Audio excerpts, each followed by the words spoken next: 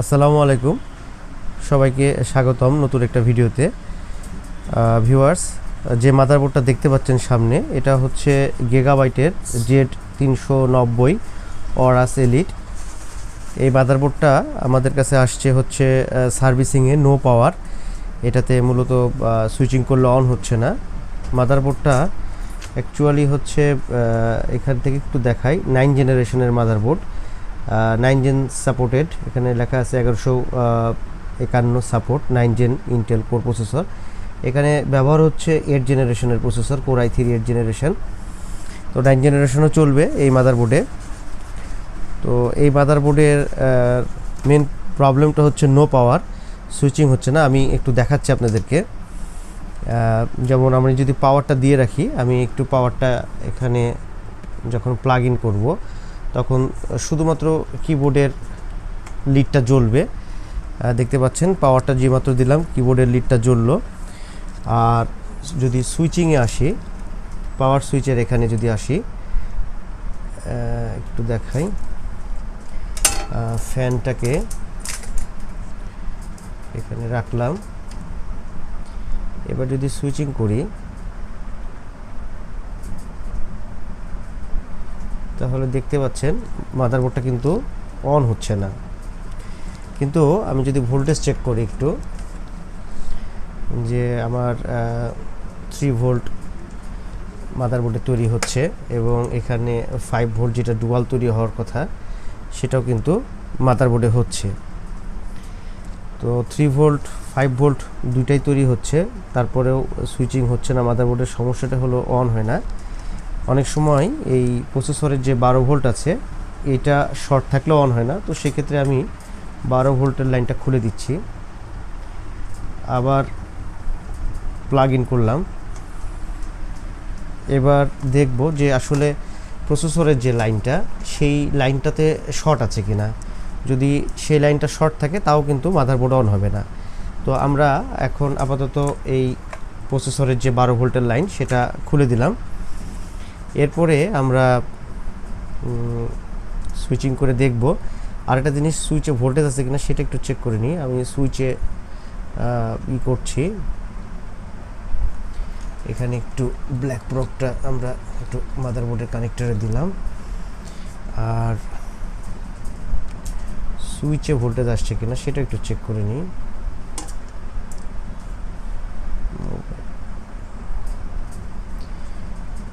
সুইচে কিন্তু আমাদের 3 ভোল্ট, যেটা সুইচিংয়ের জন্য যে ভোল্টেজটা সুইচে আসা লাগবে, সেই ভোল্টেজটা কিন্তু পাওয়ার বাটনে কিন্তু আসতেছে। সো এই সাইডটা ঠিক আছে।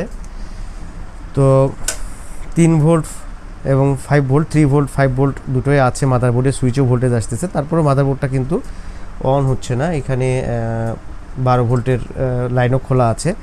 এই মাদারবোর্ডটা আসছে আমাদের কাছে সার্ভিসিংয়ে, আমরা এটা সার্ভিস করব। তো কাজ করার পরে আপনাদেরকে রেডি হচ্ছে কি না কিংবা কী অবস্থা হচ্ছে সেটা আপনাদেরকে আমি দেখাচ্ছি। আমাদের এই ভিডিওটা কিন্তু মূলত ইউজারদের জন্য। এখানে মাদারবোর্ড কিভাবে ঠিক করা হচ্ছে সেটা হয়তো দেখানো হবে না।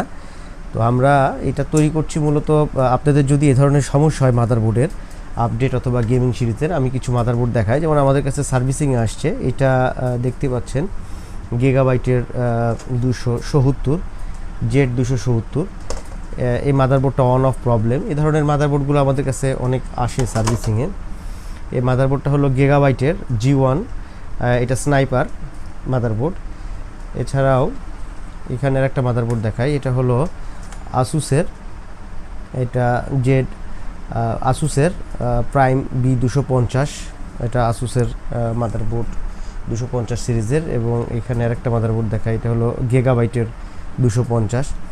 তো আমাদের কাছে এরকম আপডেট মাদারবোর্ডগুলো সার্ভিসিংয়ের জন্য আসে।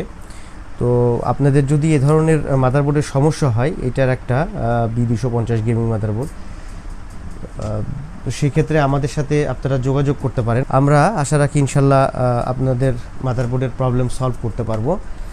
আর আমাদের ঠিকানা ডেসক্রিপশন বক্সে আমরা দিয়ে দেব, আমাদের শপের অ্যাড্রেস ও মোবাইল নাম্বার, সেই অনুযায়ী আপনারা আমাদের সাথে যোগাযোগ করবেন।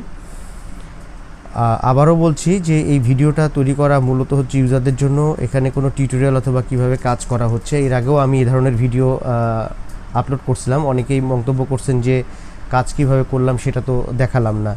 আসলে এইটা আমি শুধুমাত্র আমার দোকানের পাবলিসিটির জন্য ভিডিওটা তৈরি করছি। তো আমি কাজটা করি, তারপরে ইনশাল্লাহ আপনাদেরকে দেখাবো যে মাদারবোর্ডটা রান হচ্ছে কিনা আর কি। ভিউয়ার্স, আপনাদেরকে যে মাদারবোর্ডটা দেখাচ্ছিলাম গিগাবাইট জেড 390 ওরাস নো পাওয়ারের, আলহামদুলিল্লাহ মাদারবোর্ডটা আমরা রান করে ফেলছি। একটু আপনাদেরকে অন করে দেখাই। সুইচিং করলাম। মাদারবোর্ডটা কিন্তু পারফরমেন্স অনেক সুন্দর আর কি। র্যামের স্লট 4টা, ডিসপ্লে দেখতে পারলেন।